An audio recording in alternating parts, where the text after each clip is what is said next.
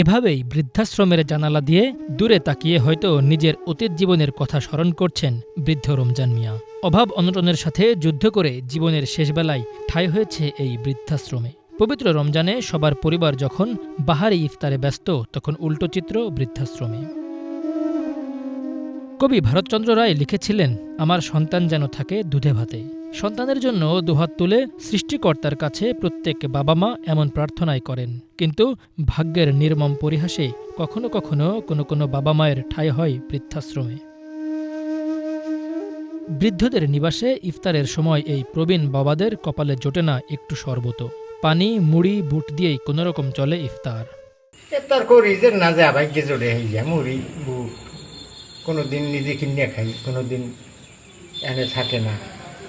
এই 17 রোজার মধ্যে 2 দিন পাই, কিনে দুপুরে খাই যা পারি মানে চাই। বাকি জীবনটা তো যেখানে আইসে এই তো সব কিছু দলিলপত্র দিয়ে আইসি, আবার মরণ কাটলে যাম হয়ে যাবো।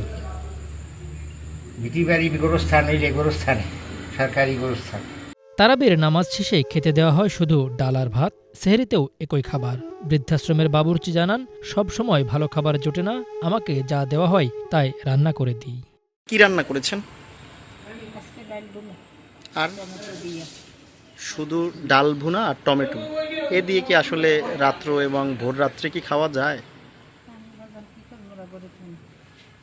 না? এই যে কর্তৃপক্ষ কি তাদের জন্য কোনো ব্যবস্থা করে না? ব্যবস্থা করে, এখন হেরাও ব্যস্ত দেখে মনে হয় আজকে দিন আমি কালকে বলে দিছি যে তরকারি কিছু নাই, সে ঠিক আছে পাঠামান, আমি পাঠাই নাই।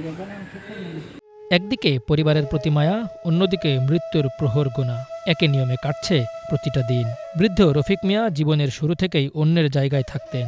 অভাব অনটনের জীবনে 2 সন্তান থাকা সত্ত্বেও ঠাঁই হয়েছে বৃদ্ধাশ্রমে।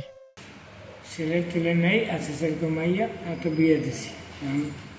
দেখবার কোনো কেউ ওদিকে আল্লাহ ছাড়া কেউ নাই, এই লেগে এখানে আসছি।